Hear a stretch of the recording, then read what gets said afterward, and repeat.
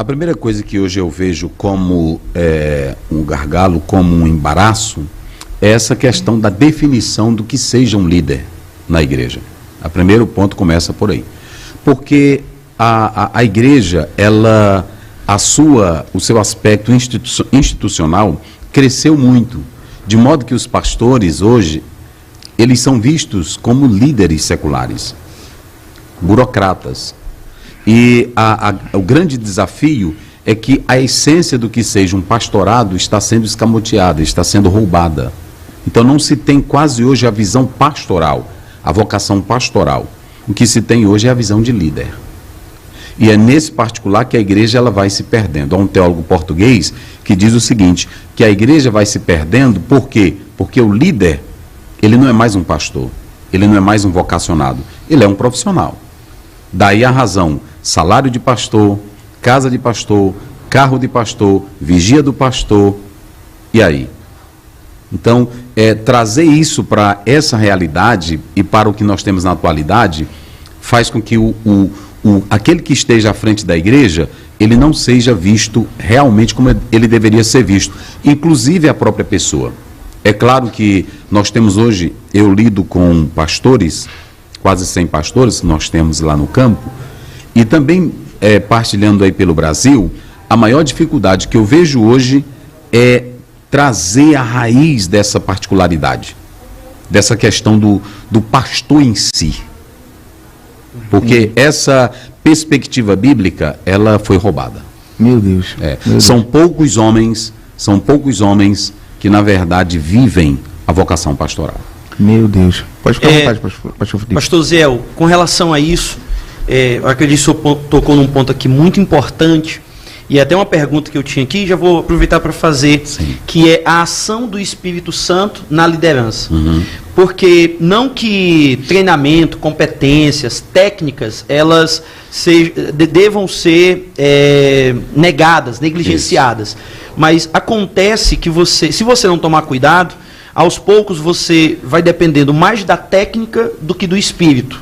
Ou ainda, quando você depende muito da técnica, você pode cair no campo da manipulação. Isso. E não depender da ação do Espírito Santo. A minha pergunta vai nesse sentido, a importância de um bom relacionamento espiritual, de um bom relacionamento com o Espírito Santo para o líder cristão.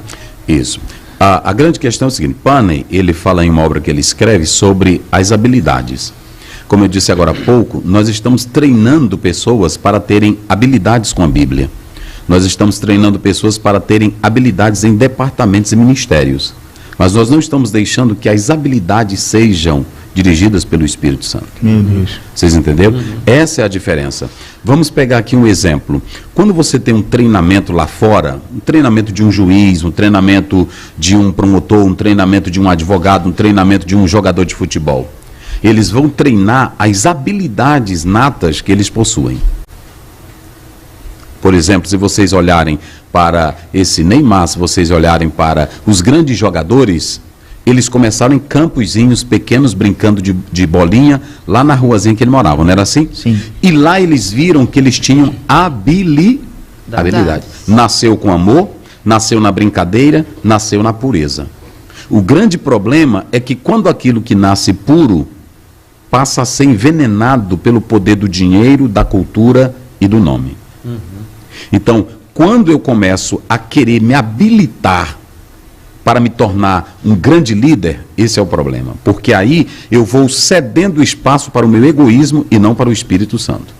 E aí é que quando você vai para 1 Samuel 17, vocês vão ver lá claramente que o Davi, Saul tentou habilitar ele com as habilidades do exército. Sim.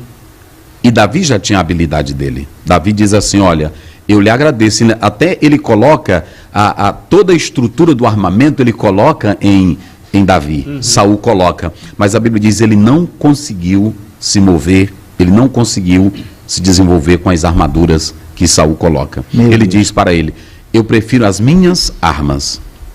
Davi tinha habilidade. Era como aquele menino que tem a baladeirazinha, que ele tem uma mira. Bom de mira. Pronto, né? Assim, então é o seguinte, ele faz por amor, ele faz pela pureza, ele faz na brincadeira. Tudo que a gente faz, já dizia um sociólogo antigo, ele dizia que a vida começou com brincadeira.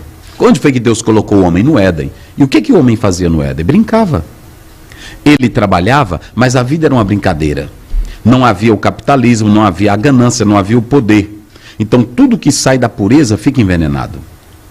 E aí, quando as minhas habilidades elas passam a serem treinadas para que eu me torne o melhor, eu vou me esquecendo daquilo que o Espírito Santo pode fazer através de mim.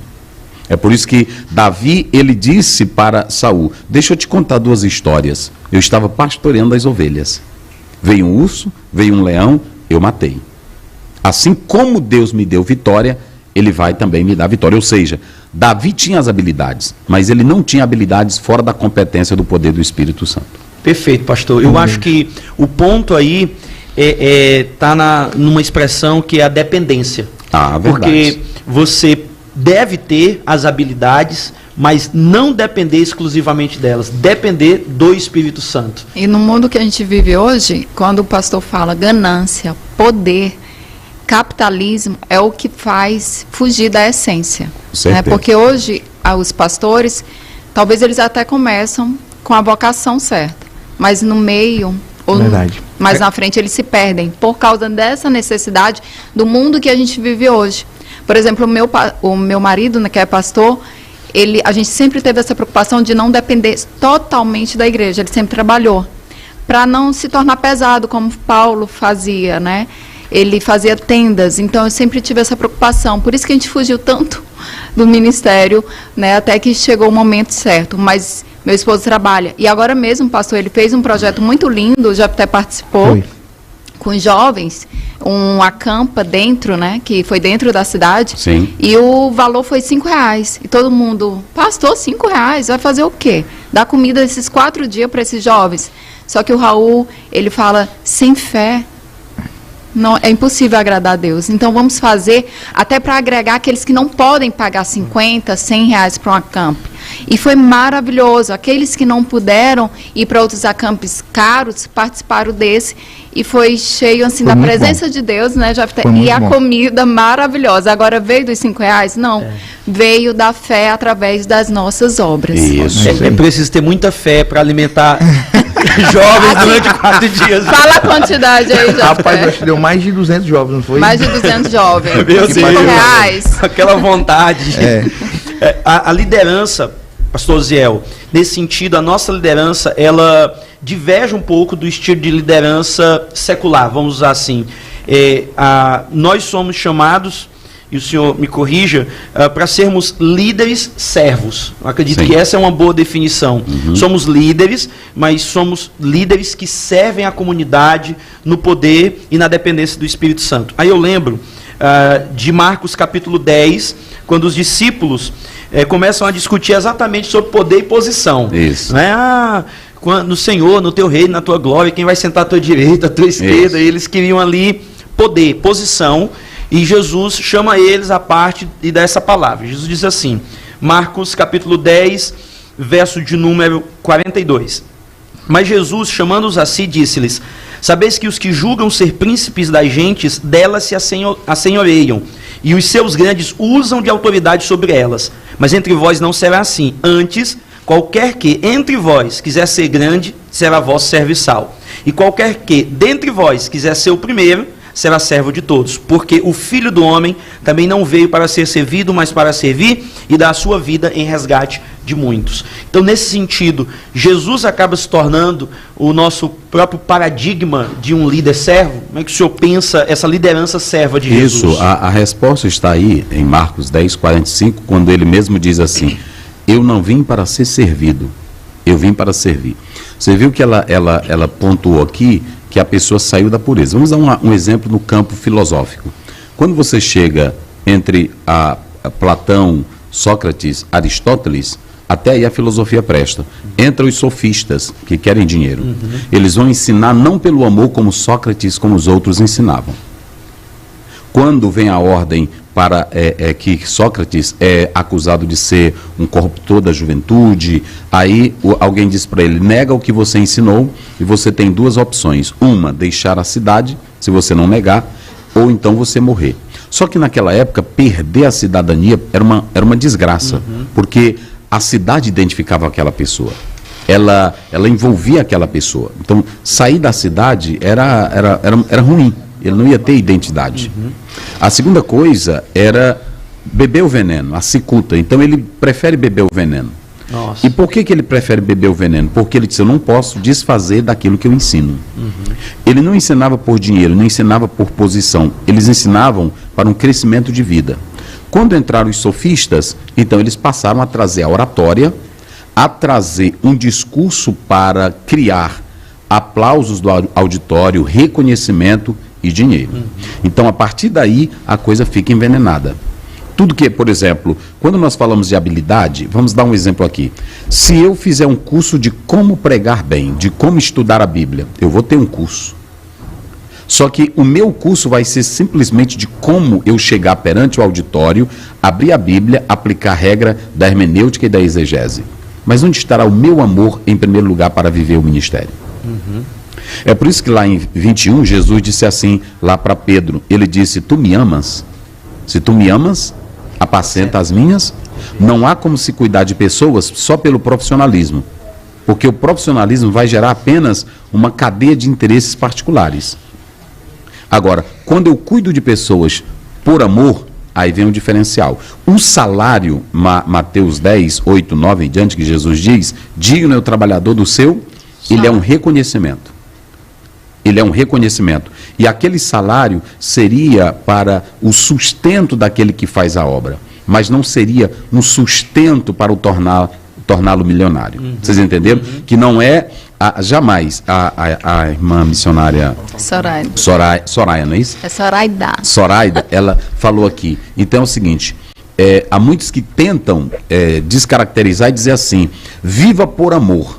Não, você tem que primeiro viver por amor. Mas a própria filosofia dizia que uma vida sem condições propícias, ela não pode ser levada a pensar bem. Se tu estás doente, tu não pode pensar bem. Se tu não tem comida na mesa, tu não pode pensar bem. Meu Deus. Então, e nem liderar, e nem pastorear. E nem liderar, porque nós temos uma gama de pessoas na internet que gostam de bater em pastores. É claro que tem os charlatões e os exploradores da fé, ninguém vai negar isso. Ninguém vai negar. Mas se vocês pegarem os grandes líderes antigos da Assembleia de Deus, eles morreram sem quase nada. Pegue o pastor Jairo, que foi daqui. Pegue o pastor Estevão, que foi do Maranhão. Pegue alguns líderes que o pastor mesmo que eu substituí, ele passou 30 anos na igreja que eu trabalhei. Ele saiu apenas com as coisas dele. Então, quando você serve para ser rico, é uma coisa. Lá em 1 Timóteo 5,17, Paulo diz que aquele que administra bem, aquele que serve bem, deve ter duplicada honra.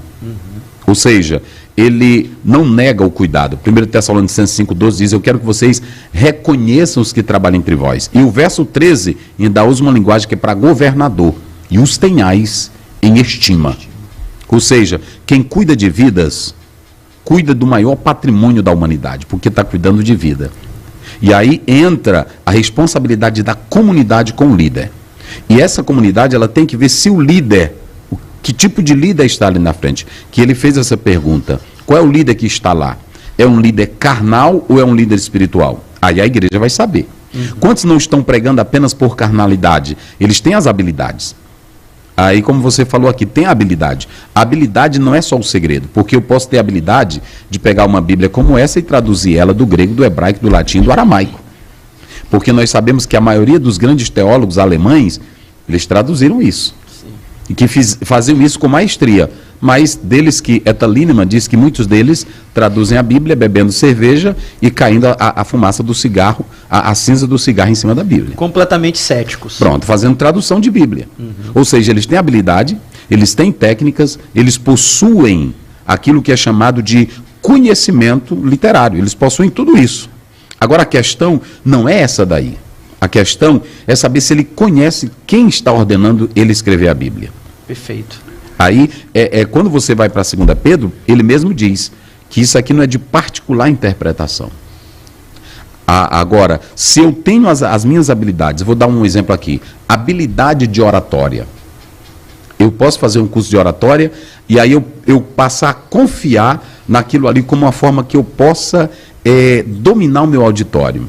Ou seja, eu vou chegar no auditório, eu tenho as minhas habilidades, eu tenho a minha voz, eu tenho a minha técnica e eu vou levar o povo à loucura. E vai sim, porque Cícero, quando você vê os grandes poetas romanos, eles não levavam textos para como nós levamos hoje, quando vamos pregar. Eles decoravam o texto e eles faziam aquele texto amálgamo, aquele texto como se fosse da essência deles.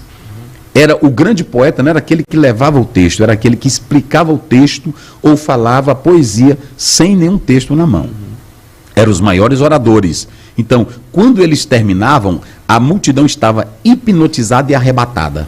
E aí aplaudia. Eles arrancavam aplausos, lágrimas, grito e choro. Tem pregador, com a habilidade que ele possui, a competência que ele possui, pela oratória, pelos segredos, ele pode arrebatar o auditório, fazer chorar, fazer gritar, fazer sorrir.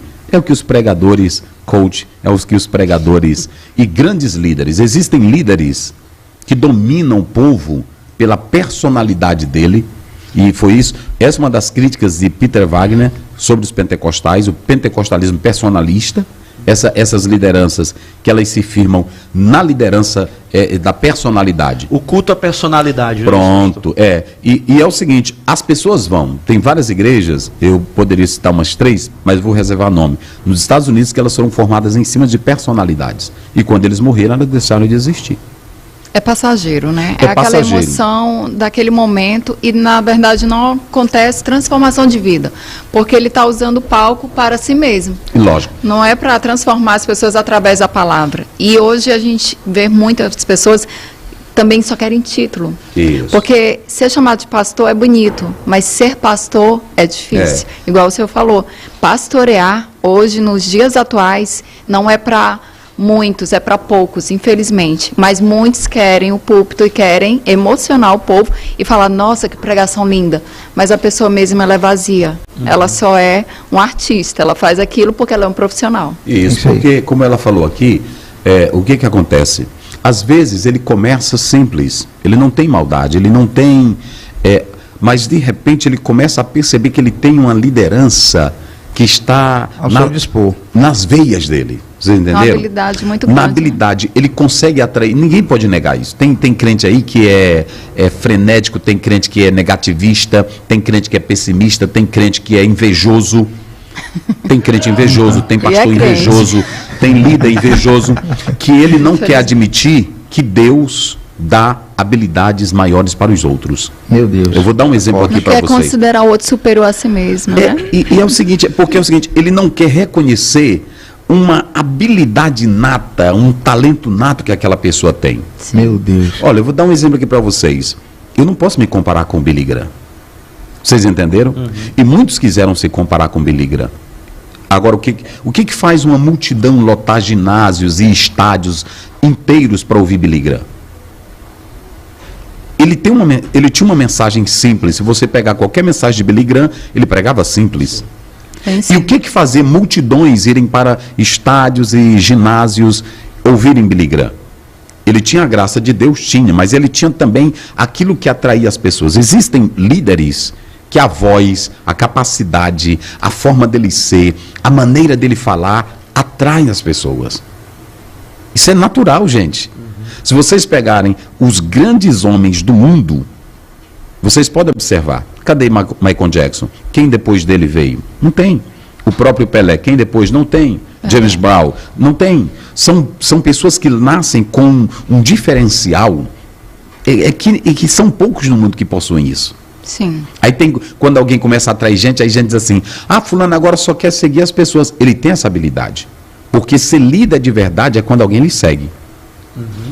Tem líder que obriga o povo a lhe seguir. Agora tem líder que você não precisa chamar. E esse ponto aí é importante. E Jesus disse em João 10, as minhas ovelhas, elas me ouvem, eu não obrigo elas a me seguirem. Sim. Gente, me sigam. Gente, me acompanha aí. É espontâneo. Né? Me dá um like. Eu preciso do like de vocês. Né? Curte aí, por favor. Me ajuda, por favor. São pessoas que não têm. Eu estava lá no Rio Grande do Sul e eu fui entrando na universidade e aí eu vi em latim. E tinha lá em latim, o talento é seu, a gente só aperfeiçoa. A universidade não faz você. A academia não faz você. Sim. A academia apenas ela te estrutura para você ter uma vida em que você possa se situar dentro daquele saber. Mas você já nasceu com o seu talento. Muito ajuda a desenvolver, né? A desenvolver. Então tem líder que ele é o seguinte, ele tem essa habilidade. Aí é que entra o líder espiritual. Ele tem que saber até que nível aquilo ali está contribuindo beneficamente ou negativamente. Meu Deus. É ele que tem que discernir. Por isso que Paulo diz lá em 1 Coríntios 2, o homem espiritual discerne tudo. E aí foi aí que o Billy Graham disse, perguntaram para ele qual era a maior tentação da vida dele. Ele disse, sou eu mesmo. Sim. Não era mulher. Ele disse, eu enfrentei tentação de mulher. Eu enfrentei tentação de dinheiro e de poder. Mas o maior inimigo era eu mesmo, pensar que eu era alguma coisa.